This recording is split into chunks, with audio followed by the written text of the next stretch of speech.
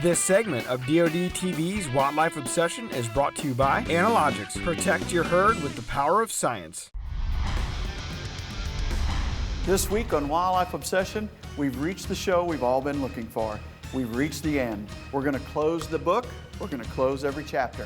We're starting in mid-December, and then we're taking it into the month of January there in Iowa. They're predicting a major cold front coming through the area, temperatures plummeting. I've got a muzzleloader tag in my pocket. I'm going to one of my favorite spots. Next thing we know, the buck we were looking for steps into the field. Stay tuned and see it all right here this week on Wildlife Obsession.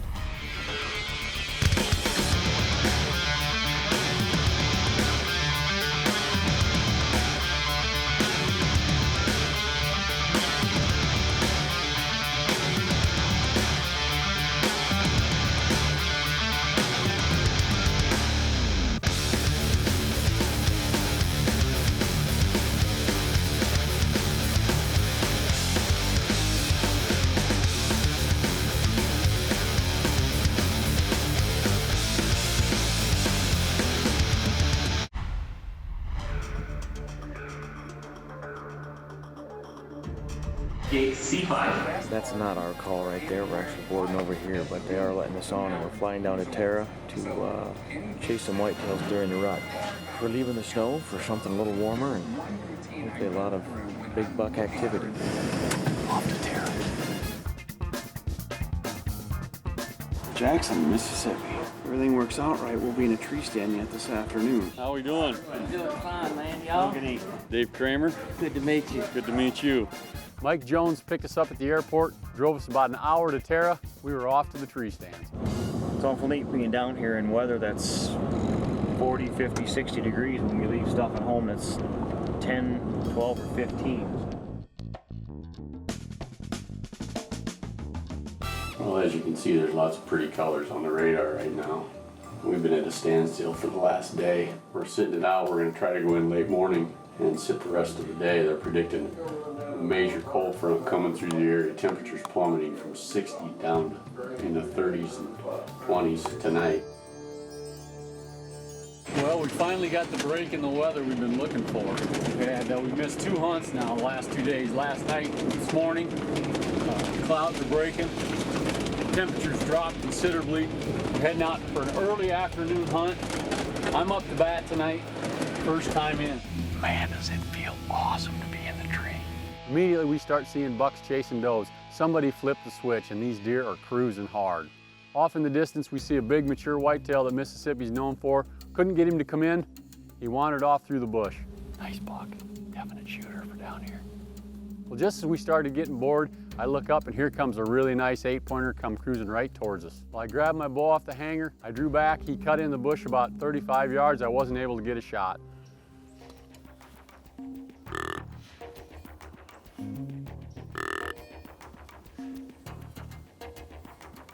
That's the third time I've seen that buck. Not quite there. Big buck. Big buck.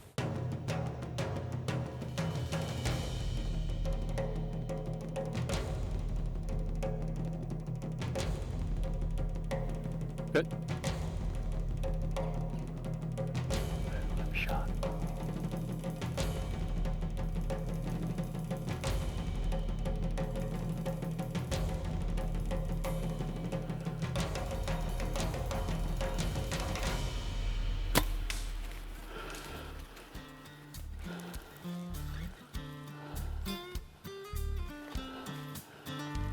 Yes. Oh my gosh. I think I just hard shot him. Yeah, baby. Well, look at this awesome whitetail. Beautiful 8-pointer. We knew he looked pretty good from the tree. Definitely mature. Bill and I were invited down by Bobby Culbertson to hunt whitetails down here in Mississippi in the peak of the rut in December. We got away from frigid temperatures in Iowa and come down here. We hit it too warm at first, but temperatures cooled off today. Somebody flipped the switch and deer were all over the place. I want to take a second to thank Bobby, the guides, Mike Jones for inviting us to come down here. We had an awesome experience and we'll definitely be back for another try. First off, I'd like to give a big thanks to Mike Jones and the Mississippi Department of Tourism. We appreciate you working with us on that particular hunt. You know, when you're out of state, especially on a booked hunt like there at Tara, you really have to take what Mother Nature gives you, and you can only hope for a weather front. And that's exactly what it took to get those Mississippi deer up on their feet and moving. And that really applies regardless of where you're at. And I want to talk about that as a deadly tactic. They had no choice. They had to hunt. They're on an out-of-state hunt. They're handcuffed. But if you're in your neck of the woods and you can choose when to go out and when not to go out, one particular weather event that you never want to miss, and we've talked about it before, but it's worth restating, and that's a rain event, particularly when that rain is coming to a conclusion. It gets even more effective when there's a cold front along with that rain. It seems to me as if every deer in the herd gets up on their feet and it moves, and it showed that in that particular case. That's why they killed that deer, because the deer were simply up on their feet. Why? Because that rain came to an end. Never miss a cold front, and certainly don't miss any rain events.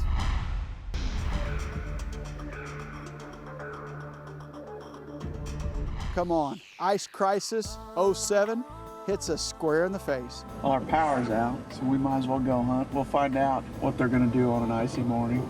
I know one thing, they'll never hear us coming on this ice. How is it? Oh gosh, it's like walking on popcorn. They'll never hear us coming. They called it the Ice Crisis of 07, an inch of ice. Limbs are falling down. I mean, it was like a war zone in and around southern Iowa, northern Missouri, all through the Midwest. One of the worst ice storms I can ever remember. Look at that. It's basically a quarter to a half inch of ice on everything. This morning we tried to hunt, saw a few deer. They're bedded down, they're scared for their life. There's power lines down, the entire county's out of power basically, and there's no hope in sight. I mean, it's the worst ice storm I've ever seen in my 41 years. Oh! Car. Right on that car. Just crushed that car. Will the deer move? Don't know. I doubt that many people in this town care, because right now it's getting to be dire straits. Everything's out. The season rolls on for Jared and myself. We hunted morning, we hunted noon, we hunted evenings. We did not miss a setting, and we could not find a deer for Jared to wrap his tag around. Second season comes and goes.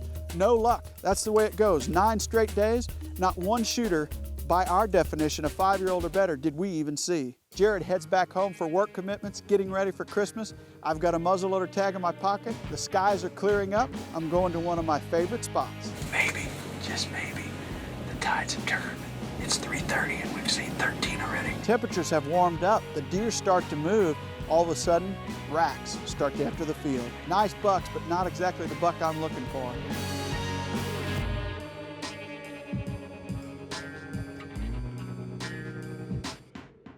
Tonight should be a good night, but we'll see. I don't bank on anything anymore, because everything that I thought this week has been blown out of the water. So we'll see if they move, though. They should. I mean, you'd think these big bucks would have to come to food. Should be the fatal attraction.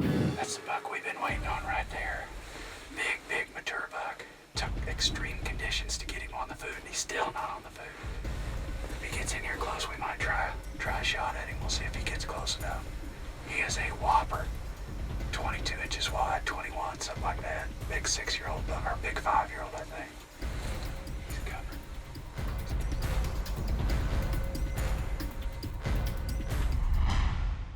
That's the buck we've been waiting on right there. If he gets in here close, we might try a shot at him. We'll see if he gets close enough. He's coming. He's coming.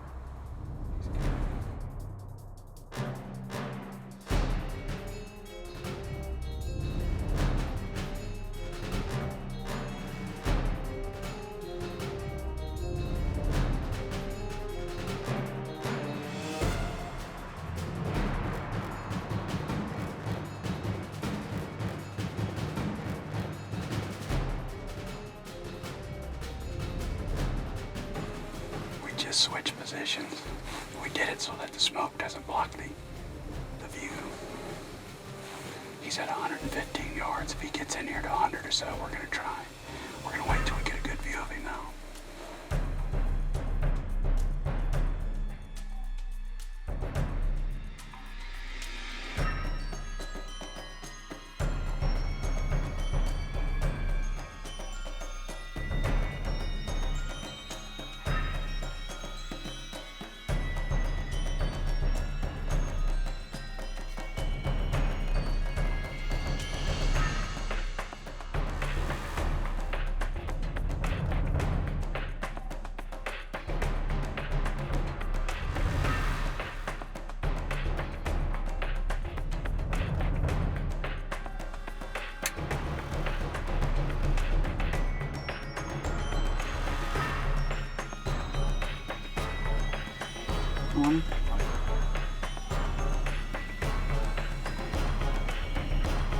Ready?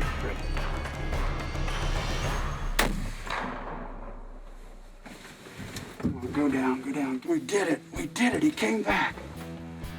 Whew. He came back. Hit him good, the old Thompson Center. Hit him good, and he's laying dead right there. You talk about a fatal attraction. It was fatal for him and nearly fatal for us, man. It is so cold. The wind chills are 10 below. The actual temperature's like 15. It is brutal. But I can't wait to go see that big dog. Big, big giant deer. Awesome. Oh, baby. That is exactly what the doctor ordered right there. That is what the doctor ordered. Look at this big guy. Big, big, mature Iowa buck. Big, wide sucker. Awesome deer. As cold as it was yesterday, it was even colder today with a 30 to 40 mile an hour wind, which is finally starting to subside. But it was all worth it to get this view and that view right there. We talked about it early in the month that it might be a moon phase issue. Maybe that's why we're not seeing them. And sure enough, we finally get into this full moon phase right where it's rising. It's absolutely perfect tonight, and they were on their feet. What a major cold front. We sat yesterday in blizzard-like conditions and barely got home last night on the road, and here we came back out tonight. Finally saw one, and luckily I was able to make a shot with my Thompson Center. And whether you're grunting, rattling, using decoys, or sitting over a food plot, there are a lot of different ways to kill mature deer. I don't know that there's any that are more effective than a standing bean field in a really, really cold winter day. Fatal attraction, I guess.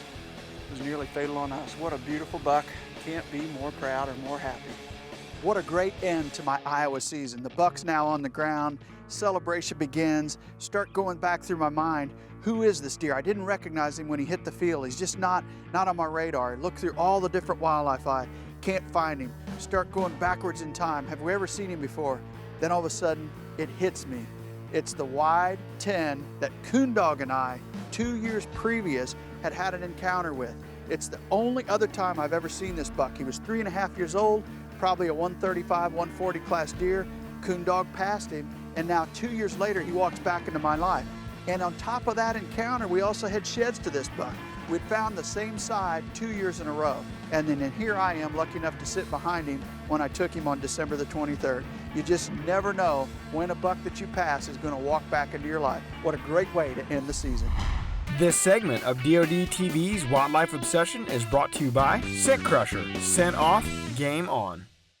You know, we've been talking about deadly tactics all year, 7 deadly tactics. This one's a no-brainer.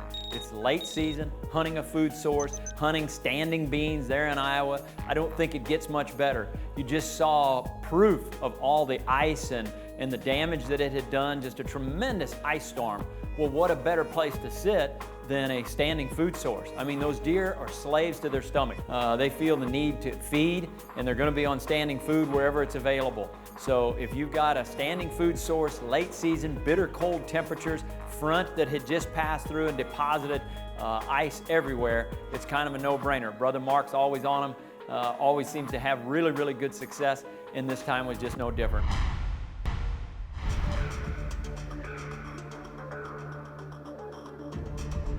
I left 80-degree temperatures in Atlanta, Georgia, to come here and hunt in Iowa. It's 8 degrees outside right now, 8 degrees, but it's going to be a great afternoon. Everything's ready, everything's right, conditions are good, sun shining, a lot of snow on the ground.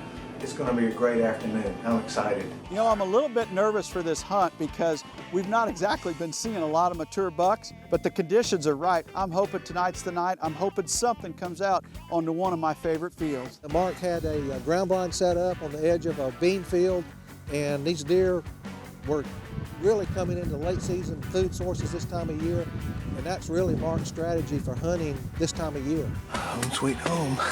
This looks awesome.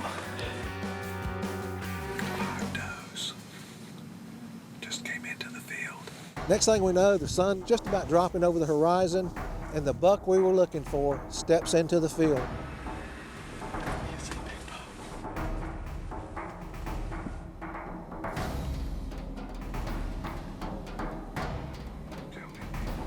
Wait for a broadside.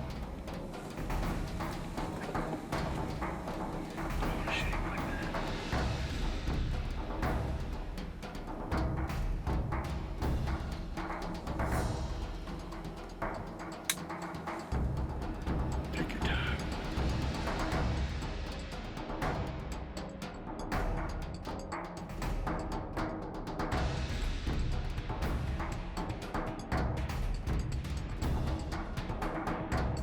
get his head, okay?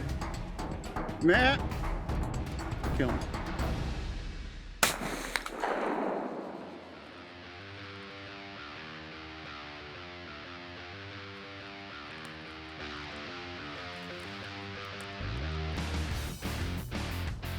Happy birthday. Thank you, dude.